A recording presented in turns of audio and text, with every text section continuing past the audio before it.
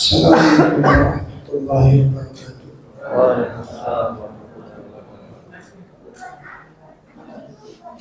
Alhamdulillah alladzi ja'ala asy-syamsa diya'an wal qamara nuran wa anzala minas samaa'i ma'an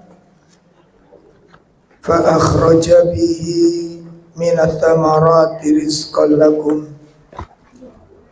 fala taj'alu lillahi andada wa antum ta'lamun. Asyhadu an la ilaha illallah wahdahu la syarikalah wa asyhadu anna Muhammadan abduhu wa rasuluh. Ya ayyuhalladzina amanu taqullaha haqqa tuqatih wa la tamutunna illa wa antum muslimun. Allahumma salli wa sallim wa barik ala nabiyyina Muhammadin wa ala alihi wa ashabihi wa man tabi'ahum bi ihsanin ila yaumiddin wa ba'd. Ikhwatul kiram, bapak-bapak, ibu-ibu jamaah majelis taklim yang semoga dimuliakan Allah Subhanahu wa taala. Alhamdulillah, pada malam hari ini kita bisa bermuwajahah, bisa bertatap muka di dalam majelis taklim ini, merupakan anugerah dari Allah yang besar. Semoga pertemuan kita pada malam hari ini menjadi pertemuan yang dirahmati oleh Allah Subhanahu wa taala. Bapak Ibu sekalian yang dimuliakan Allah, menindaklanjuti kajian kita dari pembahasan tazkiyatun nufus, upaya untuk mensucikan batin, upaya untuk mensucikan hati, sampai pada pembahasan atharud dunub wal ma'as, dampak buruk dari perbuatan dosa dan maksiat. Kita nukil dari kitab Ad-Da' wa Ad-Dawa.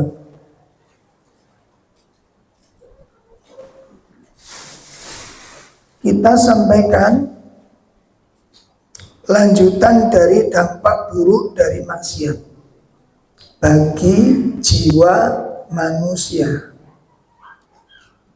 Wa minha, dan di antara dampak buruk yang diakibatkan oleh maksiat kepada jiwa, wa huwa min akhwafiha 'alal abdi, dan ini termasuk bagian dari perkara yang paling ditakutkan. Masya Allah. Ya, jadi kelanjutannya ini dampak buruk dari maksiat, perkara yang paling ditakutkan. alal abdi menimpa kepada hamba, annaha tad'aful qalb an iradatihi. Ya, bahwasanya maksiat atau dosa yang dilakukan oleh seseorang tad'afu, bisa melemahkan qalbi, hatinya. Ya, maksiat dan dosa bisa melemahkan hati, an iradatihi, dari kehendaknya, dari keinginannya. Maksudnya apa ini? Yang dimaksud adalah bahwa disebabkan pelakuan maksiat yang kita lakukan itu bisa menyebabkan hati itu nggak punya keinginan. Hati nggak punya keinginan. Untuk apa? Anto'atilah, untuk taat kepada Allah. Jadi keinginan hatinya untuk taat itu sangat lemah.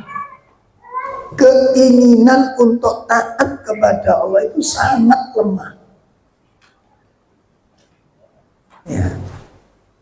Kemudian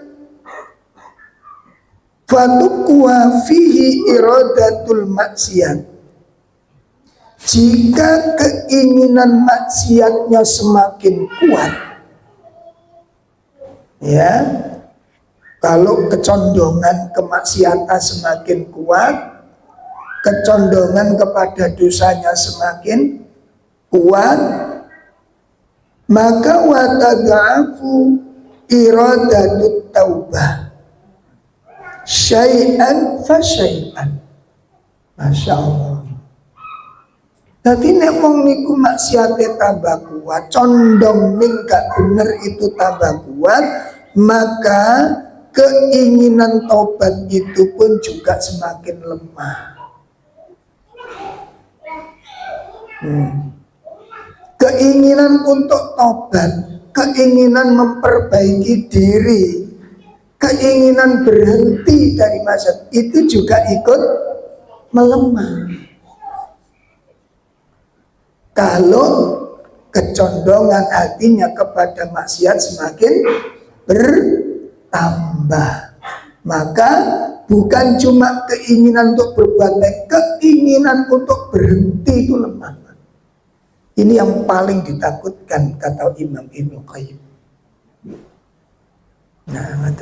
Nah, kalau orang sudah keinginan tobatnya nggak ada, keinginan berhenti dari masalah itu nggak ada, ila antan salakha min qalbi iradatu taubah bil kulliyah, sehingga keinginan tobat dari hatinya itu hilang sama sekali. Wis gak kepingin dadi wong apik.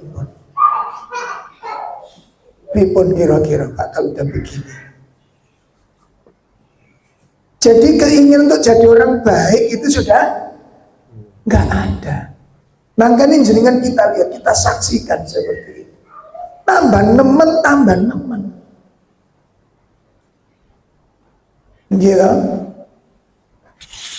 Coba satu contoh aja, kecurangan. Curang, bohong, dusta. Ini kalau semakin kuat, keinginan berhenti itu tidak ada. Makanya kan tambah sulit ditangani.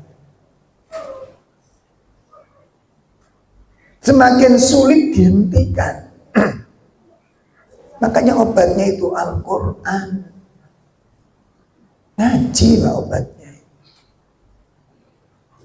Makanya jenengan, kata para ulama, walaupun jenengan kadang-kadang juga kadang-kadang ya, ngelakoni maksiat itu kadang-kadang apa sering kadang? Apa sering kadang? Allah. Walaupun begitu, ojo sampai leren ngelakoni taat. Itu pesan para ulama. Walaupun awak dhewe niku sering-sering nglakoni maksiat, ojo sampai lereng nglakoni ketaatan. Kenapa? Tambah parah soalnya.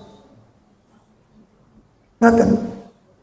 Jadi nek condong kepada maksiat semakin bertambah, ketaatan tambah dikurangi, maka kecondongan ketaatan itu, kecondongan maksiat itu semakin kuat. Nek semakin kuat, tambah lemah keinginan untuk berbuat baik. Sampeyan rasakno sing temen gitu. Lah kalau udah demikian apa? Untuk berhenti itu lemah, gak ada keinginan. Lama kelamaan apa? Sudah merasa itu yang dikatakan putus asa dalam jiwanya itu. Karena sudah rumongso dosanya sudah terlalu.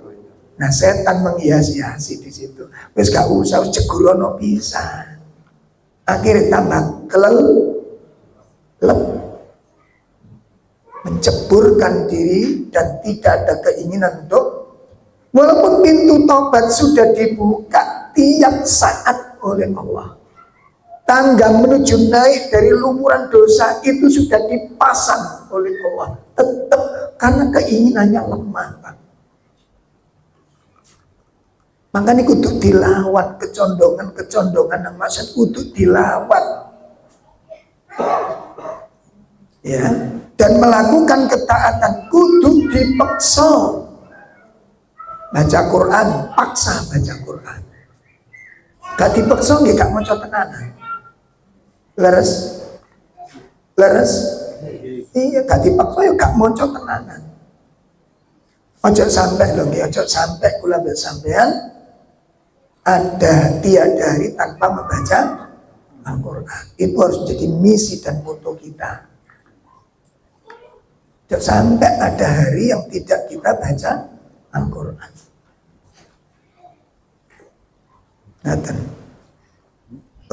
Kemudian apa? Nah, jadi kalau keinginan tobatnya hilang, sudah nggak ada, sudah pikiran tobat. Jenengan lihat akhirnya, sing disenengi oleh hatinya orang-orang ahli kebaikan atau ahli-ahli kemaksiatan. Kalau tadi maksiatnya, sekarang manusianya yang dicintai. Akhirnya apa? Ketika hati kita sudah semakin dikuasai senang kepada maksiat, otomatis senang dengan pelaku-pelaku maksiat, tambah parah. Begitu hati kita sudah bukan cuma senang nak maksiat, sekarang meningkat senang kepada pelaku maksiat. Nah kalau hati sudah senang kepada pelaku maksiat, diseimbangi apa? Benci dengan orang melakukan kebaikan. Itu otomatis Pak Saudara. Cinta maksiat otomatis cinta dengan pelaku dalam pelaku maksiat. Ini cinta kepada pelaku maksiat. Kalau kita bergaul nyari siapa? Nyari orang-orang soleh atau nyari orang-orang yang maksiat? La haula wala quwata. Jadi kumpul karo wong saleh niku wis abot awak. Kate ngomong opo bener. Kayak sok muni, Pak. Merasa minder. Gimana? Nah, lama kelamaan akhirnya nggak suka melihat orang-orang soleh. Kenapa? Itu penghalang dirinya untuk melakukan maksiat. Ngeten niku kadung ngeten kok pasangannya oleh hidayah melakukan ketaatan dadi musuhan karo pasangane. Kenapa? Karena pasangannya tidak mendukung maksiatnya. Itu kekuatan maksiat ojo diremehno. Ojo diremehno. Ya sama jenengan barangkali kenal karo bapak-bapak kenal karo makhluk-makhluk halus, sales, rokok, sales korek-korek gitu, melaku-melaku sales. Ya, nggak sampean baik punya kenalan seperti itu, hati-hati. Itu kuat daya tariknya, magnetnya itu luar biasa. Ya, baik. Nah, Akhirnya apa Pak? Masya Allah. Falau matan nisfahu, falau matan nisfuhu, lamma taba ilallah. Coba perhatikan. Sekiranya badannya itu sudah mati separuh sekalipun. Mati separuh nih sekalipun badannya sudah mati separuh, tapi hatinya sudah terkunci dengan maksiat. Sekalipun badannya sudah mati separuh, lamma taba ilallah, tidak ada keinginan untuk bertobat kepada Allah. Karena kecintaan kepada maksiatnya sudah menguat. Kalau keinginan akhirnya. Nah, akhirnya apa? Fayu'ti bil istighfar wa taubatal kadhibin bil lisan bisyai'in katsir. Ya, maka yang terjadi adalah mereka melakukan taubat istighfar dengan lisannya dan taubat dengan penuh kedustaan, nggak ngefek istighfarnya. Dan taubatnya adalah taubatnya orang-orang yang berdusta. Kenapa? Hatinya sudah jatuh cinta kepada maksiat. Kuat Pak daya tarik. Kan maksiat nih, ada kenikmatan di dalam hati. Makanya ninggal no larangan kuwi luwe abot tinimbang nglakoni perintah. Kenapa ayo? Ninggal nih larangan dengan menjalankan perintah lebih berat mana? Dalam mending, kenapa? Karena syahwat mencintai maksiat. Mencintai maksiat. Nauzubillah. Nah, kalau sudah demikian apa? Wa qalbuhu makutun bil maksiat. Ini Masya Allah. Ya.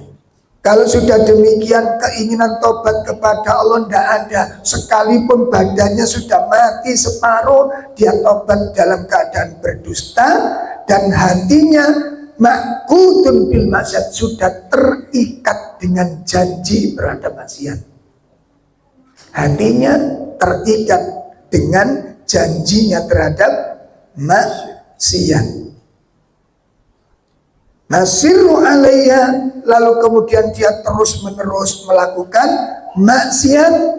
Azimu alam waqi'atu, ya, mata imkanatuhu, sehingga dia pun bertekad, ya, untuk melakukan kemaksiatan setiap kali ada kesempatan. Dia bertekad melakukan maksiat di setiap kali melakukan kemaksiatan. Setiap ada peluang, setiap ada waktu, setiap ada kesempatan, hatinya langsung menyambut maksiat dengan senang hati. Apa kata beliau? Hadza. Kalau sudah seperti ini, min a'dhamil amrad, ini penyakit yang paling mengerikan. Wa aqrabaha ilal halak, dan ini yang akan mendekatkan pelakunya kepada kehancuran. Maksiat nih Pak. Makanya pintu-pintu maksiat untuk ditutup sing dalam ojo disepelek nih. Ojo diremeh. Nih kadang-kadang pula desa mengunut tok masuk ke oleh. Itu banyak di tempat saya itu. Kemarin 17-an sekolah eling gak usah ngundang elektron. Elektron ini merong jam buntute sing do gak lido bojone ilang akhirnya. Digondol elektron. Selingkuh dengan penyanyinya. Alasannya begitu nyawer-nyawer kan sedekah jariah ngomong. Setelah itu komunikasi berlanjut, penyanyinya yo Kelemis-kelemis. Sementara sing wedok murah-murah. Nah, selingkuh akhirnya terjadi kerusakan yang sangat besar. Ojo diremeh, ojo disepelek. Kadek malih lho Pak, kadek malih. Barangkali ada apa-apa, gitu aja kan kita cuma menyanyi aja untuk membagian. Di mana letak penghormatan jenengan kepada seorang wanita? Di mana letak penghormatan jenengan dengan saya terhadap seorang wanita? Di mana? Sekarang kalau kemudian wanita di atas panggung terus muter-muter, terus joget yo koyo ngono, pakaian yo terus sampean kelilingi walaupun semen enggak menyentuh atau nyentuh tok. Kalau pola pun cuma nyentuh tok. Ngeten iki pertanyaane. Ngeten iki memuliakan wanita ini atau merendahkan? Memuliakan, menghormati wanita itu tuh merendahkan. Ini kan rusak akhlak kalau mbak saya. Pun ya. Nah, itu diantara dampak buruk dari maksiat. Nah, sekarang kita akan lanjutkan bab baru tentang al-asbab al-maksiat. Sebab-sebab terjadinya maksiat. Apa sebab-sebab terjadinya maksiat? Di dalam Al-Quran dan di dalam Sunnah Nabi SAW banyak sekali yang menjadi sebab terjadinya maksiat. Min a'dhami sabab, di antara sebab-sebab yang paling besar, di antara sebab-sebab yang paling besar yang menyebabkan orang terjatuh di dalam maksiat atau terjerumus di dalam dosa.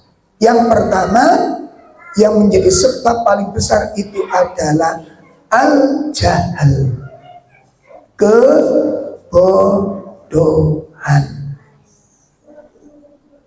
Ini itu yang menyebabkan. Mari kita simak ayat-ayat Al-Quran. Yang pertama,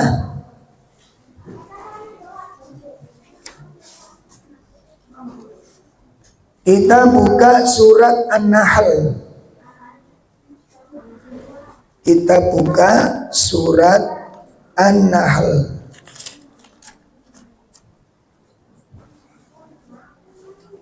Ya.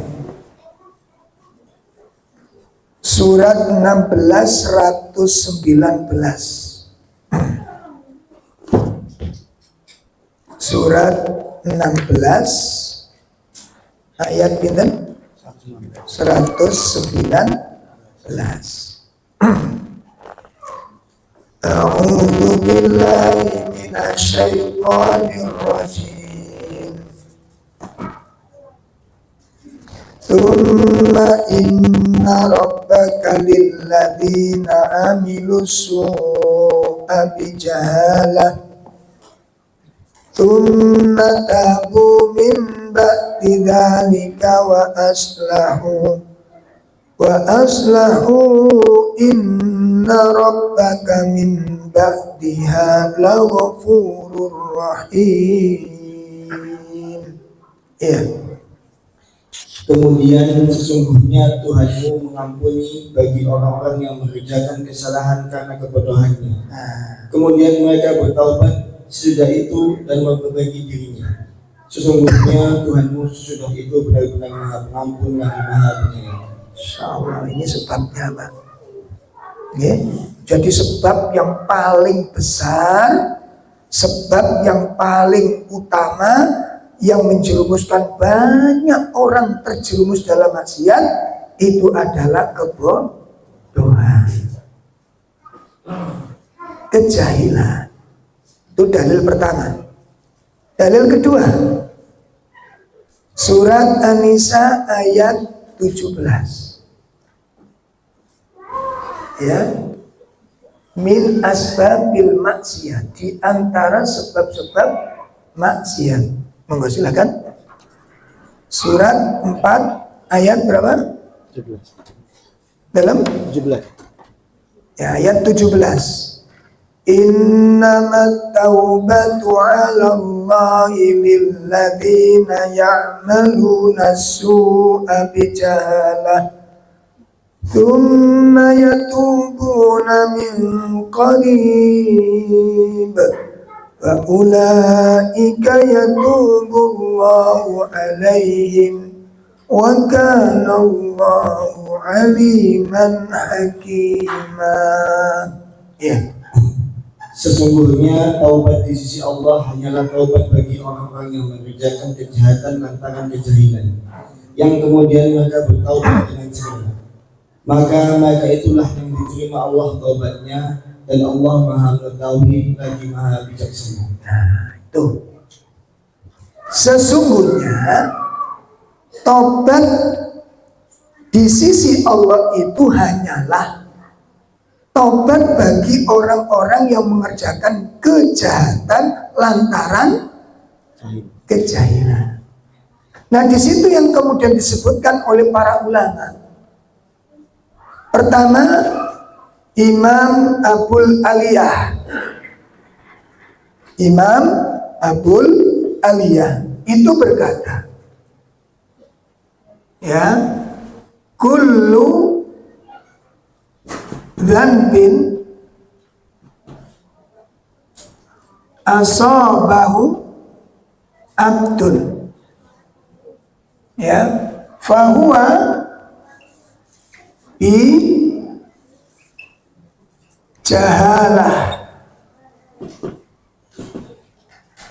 Kullu dzanbin asabahu abdun fahuwa bijahalah. Ini pertama tafsir yang diambil oleh Imam Abul Aliyah. Apa maksudnya? Kullu dzanbin, tiap-tiap dosa, tiap-tiap dosa, asabahu abdun, yang menimpa kepada hamba. Tiap-tiap dosa yang menimpa kepada hamba, fahuwa bijahalah, itu disebabkan karena kebodohan. Tiap-tiap dosa, apa saja bentuk dosa. Dosa syirik terjadi, kenapa? Karena kejahilan, ya. Jadi setiap kali orang melakukan maksiat, maka setiap kali itu pula disebabkan karena, nah ini Imam Abul Aliyah yang pertama. Imam Abul Aliyah, Imam Abul Aliyah pertama ini. Yang kedua Imam As-Suddi. Imam As-Suddi berkata, madam ya'sillah, ya, madamu ya'sillah fahuwa jahil. Madamu ya'sillah fahuwa jahil. Apa artinya? Selama orang itu maksiat, selama orang itu maksiat, selama itu pula dia dalam keadaan apa? Bodoh. Selama orang itu maksiat. Jadi selama orang itu melakukan dosa, melakukan yang dilarang Allah, maka selama itu pula dia dikatakan bodoh. Nah, pertanyaannya, nah sekarang kalau yang melakukan itu orang yang dikatakan berilmu, Yang melakukan dosa itu yang melakukan orang yang bersakit betul. Dalam wong duwe ilmu kata maksiat sakit betul.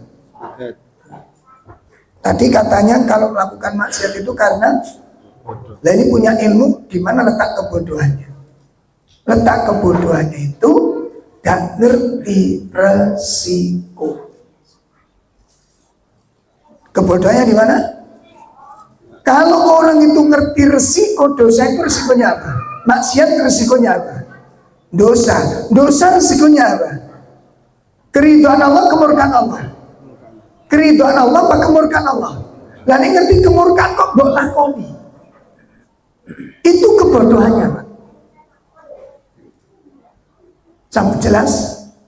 Dan yang ngerti kamu tuh dimurkai dengan maksiat itu, kok mbok lakoni? Apa kamu milih lebih suka dimurkai Allah atau diridhoi Allah? Iki renungkan makanya. Makanya nanti kalau orang sudah punya rasa takut, kan konsekuensinya ilmu, iman. Jadi hidup itu memiliki ilmu, iman, solusi semua masalah, obat semua masalah, problem dari semua masalah itu di dua hal ini, ilmu dan iman. Ilmu masuk, iman tumbuh, iman kuat, ilmu bermanfaat, menimbulkan khosyah. Nek wis khosyah muncul, rasa takut muncul, pengendalian maksiat itu akan terjadi.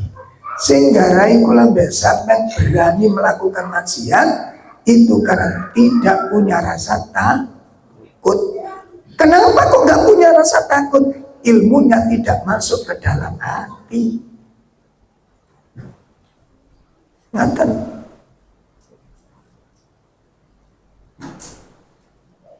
Sampai kemarin ada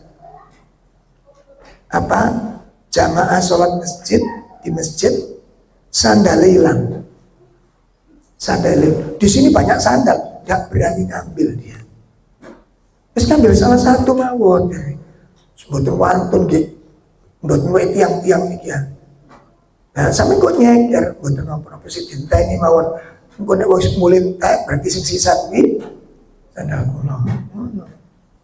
Karena takut kepada dosa itu. Karena takut kepada sekedar sandal.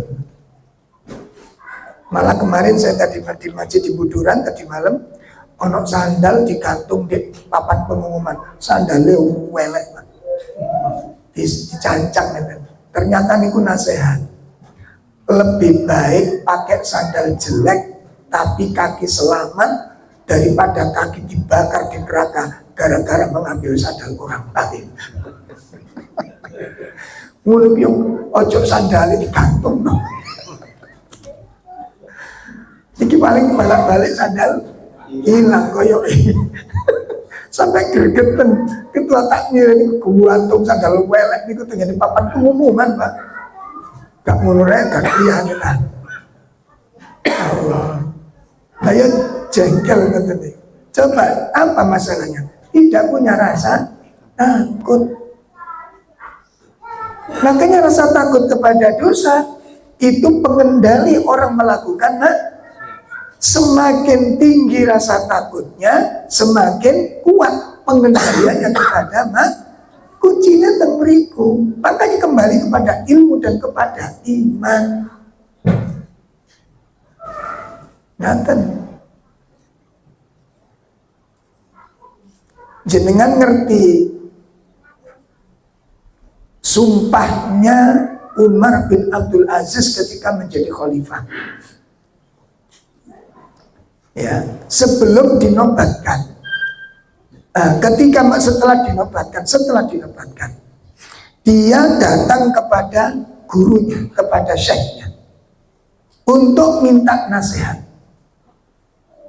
Ya, apa yang harus saya lakukan dalam memimpin umat ini? Begitu datang ke rumah syekhnya, gurunya Umar bin Abdul Aziz cuma memberi pesan, cuma satu nasihat.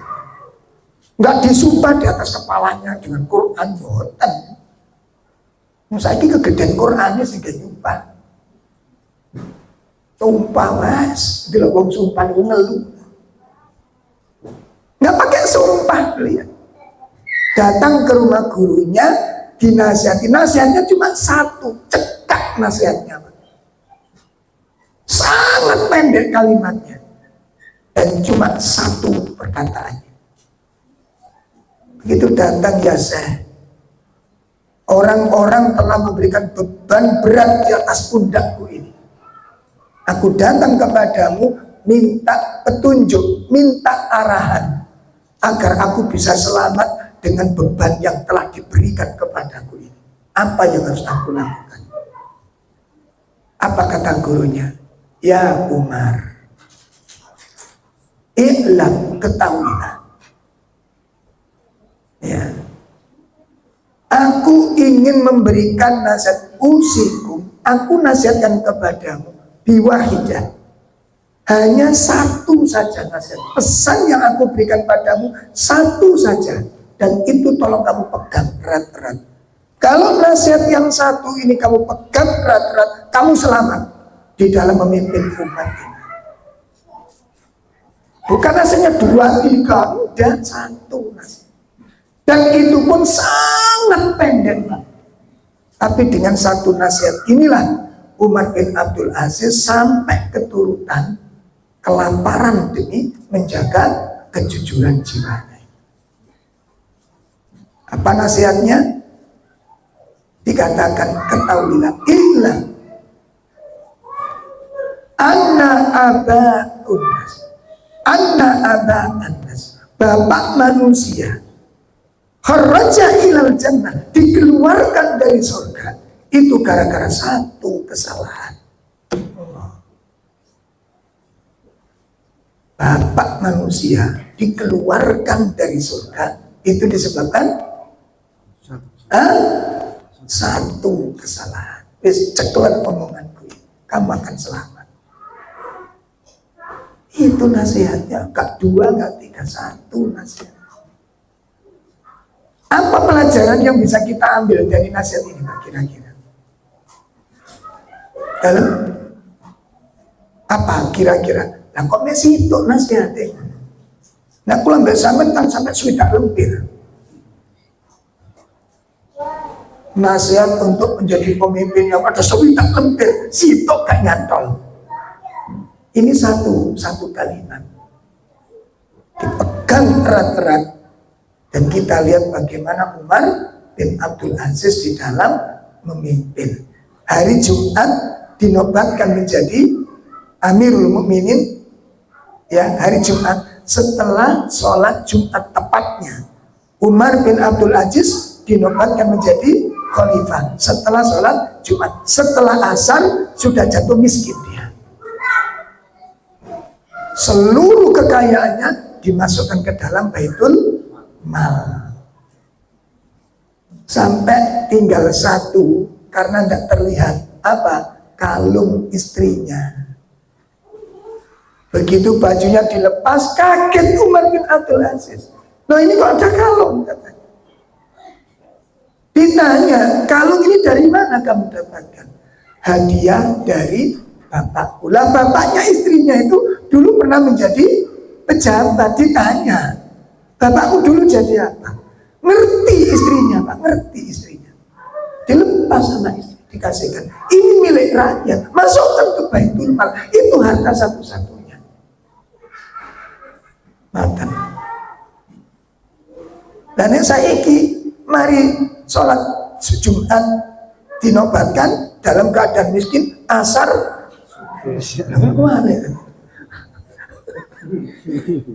Ini gak kalungan saiki malah bangun malah. Kenapa? Rasa takut kepada dosa sudah gak ada. Ayo dipikir matang-matang. Apa yang menyebabkan kita berani ngelakoni dosa kok? Soalnya mas gak wedi kalau dosa. Ayo pikir si matang teman. Berani mencaci maki karena gak takut dosa mencaci maki. Kalau takut, tidak akan Abu Bakar orangnya. Abu Bakar orangnya. Puncak ketakwaan para sahabat itu Abu Bakar radhiyallahu anhu. Ngomong kalau nyinggung orang dan orangnya kelihatan sedih, langsung Abu Bakar minta 3 hal kepada. 1, balasan aku, cepat balasan, kata Abu Bakar. Tidak berani ada satu kata menyakiti lalu dibawa ke akhirat, tidak berani Abu Bakar. Kalau kita kan gowon kabeh. Saking takutnya kepada akibat dosa. Dosa itu ngeri Pak akibatnya. Bisa ke kita, bisa di dunia, bisa ke anak-anak kita. Efeknya dosa. Jangan diremehkan, jangan diremehkan. Pengaruhnya mengerikan. Pengaruhnya mengerikan. Seperti tadi diantaranya apa? Hati apa? Tidak punya keinginan melakukan kebaikan. Ngelakonnya api lu kan keinginan. Keinginan sedekah tidak ada, keinginan puasa tidak ada, keinginan baca Quran tidak ada, keinginan sholat malam tidak ada, keinginan memberi bantuan tidak ada, keinginan tidak ada. Itu kan sudah rusak hatinya. Nah terus kalau bahasa kan ngaku-ngaku dadi wong api, ku api ning ndi? Wong keinginan ngelakonnya api ku lho ora ono. Ayo dipikir. Ayo dipikir. Rumangsa dadi wong apik ku ning ndi apike? Nek kepinginan nglakoni apik mawon mboten wonten. Keinginan melakukan kebaikan ndak ada. Nah, tadi disebutkan apa tadi? Maksiat. Oh, itu. Nah, jadi yang pertama penyebab maksiat tadi nama? Kebodohan. Nah, ini disebutkan oleh para ulama.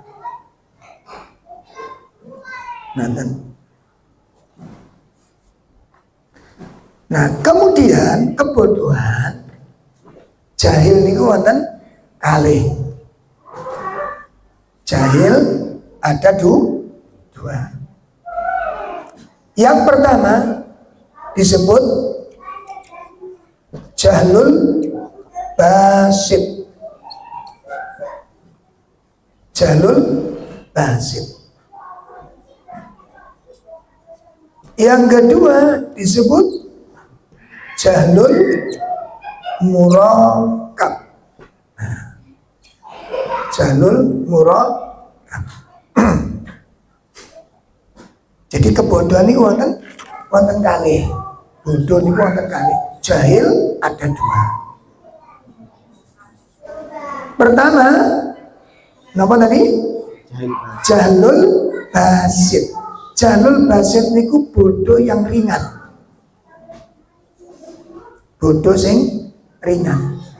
Lah, dikatakan bodoh yang ringan itu apa? Orang tidak mengetahui ilmu, nggak punya pengetahuan, dan dia sadar, dia mengakui annahu laisan ilmu, bahwa dirinya tidak memiliki ilmu. Nah, jadi wong bodoh ngerti nek awake bodoh ngakoni bodoh. Iku jenenge jahlul basit, bodoh sing enteng. Kenapa?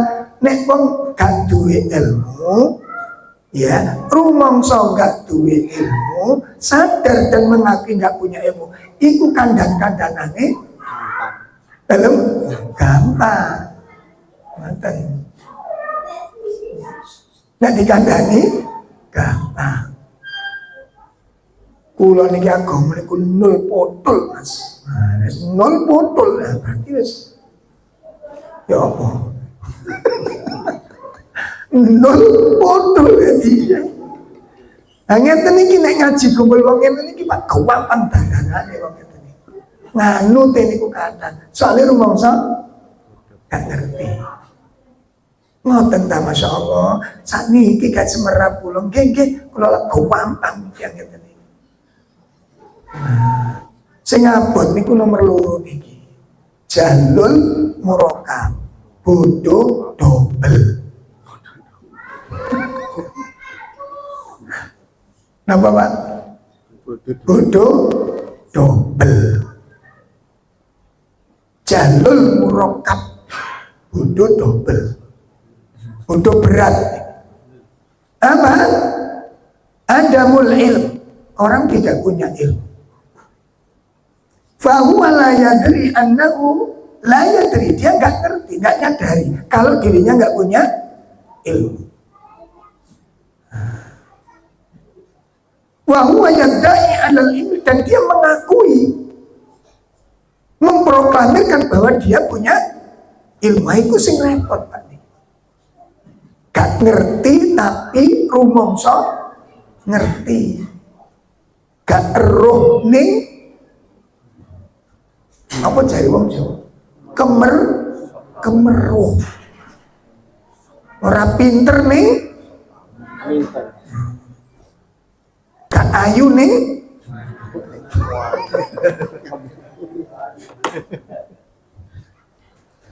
makanya wong sing ngono-ngono iku pola akeh ya karuan. Suaranya begitu menggelegar, ramanya begitu lantang, nggak ada ilmunya. Itu banyak di zaman sekarang. Astagfirullah, astagfirullah. Lah ngeten iki nek dikandani ngoweyel Pak ngene. Ngoweyel, meteng kelek. Apa meteng kelek niku? Nggih ngoweyel gak kelengalan. Kandhane koyok-koyok ngerti.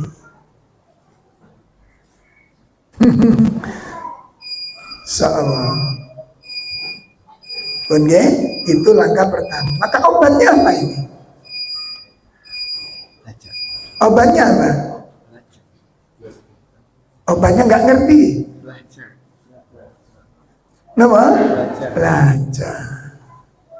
Bertanya. Fas'al ahli dzikr in kuntum la ta'lamun. Bertanyalah kepada ahlul Quran jika kalian tidak mengetahui. Ini penting. Apalagi agama ini boten asal dibuat sembarangan, karena agama itu ilmu, boten asal sembarangan. Harus berdasarkan ilmu. Pun itu sebab pertama orang terjatuh di dalam maksiat, kejahilan. Sebab utama orang terjerumus di dalam apa saja, maksiat apa saja itu karena kejahilan. Tidak ngerti akibat.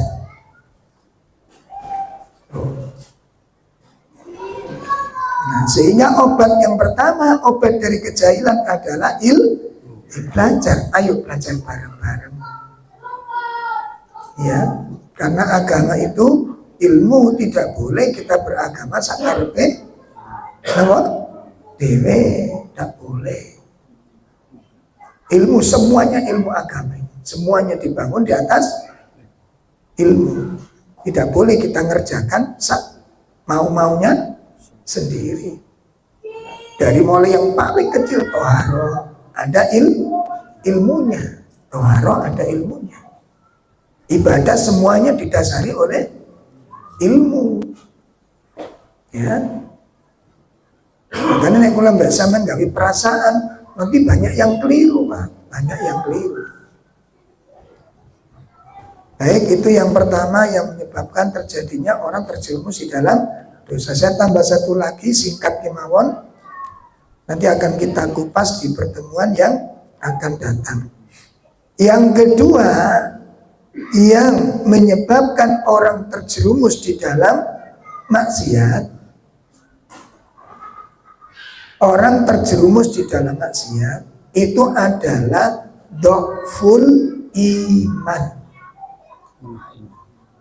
Apa? Dhaful iman, lemahnya keimanan, lemahnya keyakinan. Orang terjerumus di dalam dosa karena keyakinannya, ya, khosyahnya kepada Allah lemah, muraqabahnya kepada Allah lemah.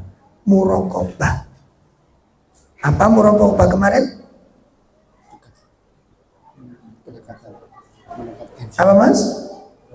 Selalu merasa diawasi oleh Allah.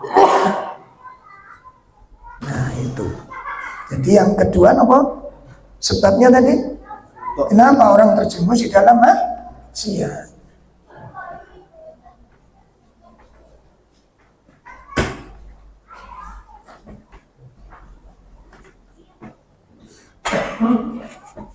Ya, yang kedua, dhaful iman. Dhaful iman. Nah, jadi dhaful iman itu meliputi apa saja? Satu, qillatul khasyah, tipisnya rasa takut kepada Allah. Lemahnya iman meliputi apa kemauan? Qillatul khasyah, tipisnya rasa takut kepada Allah. Rasa takut ini Masya Allah pengaruhnya kuat, Pak. Pengaruhnya besar banget.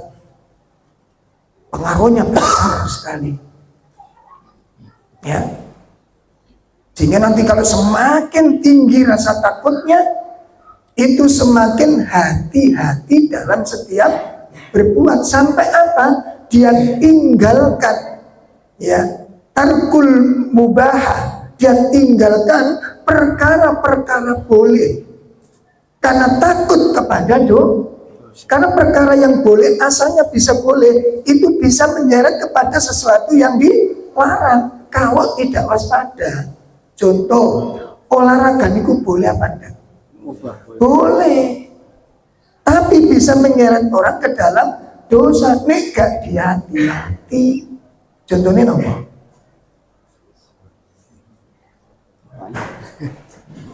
Contohnya banyak Ustaz, wis pikirin dhewe ta. Kene iki wis kakean pikiran. Ya, terus kakean mikir sampai kokon mikir. Banyak Pak. Contoh sepak bola. Pak bola enggak masalah, boleh, bagus. Melatih profesional, latihan kesabaran atas gangguan, menahan lisan. Nah, itu latihan bagus, latihan kerja sama. Gak egois, bal digawa dhewe. Latihan kerja sama, latihan berorganisasi. Nah, itu bagus. Nah, elek tembundi nek wis kadung ana di lapangan niku, Pak. Matahari tenggelam iku sik padang. Ngerti kan? Sengenge wis kelep niku di lapangan niku sik padang. Padahal petik wis mlebu kandang, menungsane dorong jengger. Nah niku kata-katae. Makanya kudu komitmen olahraga nih. Jam ini mulai, jam ini selesai. Kenapa? Katakan saiki maghribe 5:30. Sampeyan istirahatnya jam 5:20. Ngetuse keringet piye? Iki jenenge gak duwe manajemen. Paham ya? Kudu duwe manajemen, silakan olahraga bagus, silakan. Waya sholat, waya ngaji. Ngoten. Waya didik anak, ya ngajari anak-anak. Ngoten. Kalau sampean kalau hukumin mancing ya boleh-boleh aja. Cuma ngerti Allah. Kalau sampean suwang iket jam 8 wis budal mancing apa-apa, esuk kate subuh mulai. Orang yang jahit dulu. Suwang iket ning tangga. Niku suweneng mboten ku istiqomah. Ngancani anak belajar nggak pernah mau. Iki piye? Kok seneng sampean guyon karo yuyu? Suruh dampingi anak-anaknya ndak berkenan. Ini kan dolim orang tua seperti ini. Itu sing dipermasalahkan. Saged dipahami kok? Iku nanti masuk ke dalam ranah ketakwaan, ranah masuk tingkatan rasa takutnya kepada Allah Subhanahu wa taala. Baik, jadi nanti akan kita bahas ya, dhaful iman meliputi qillatul khasyah. Ya. Kemudian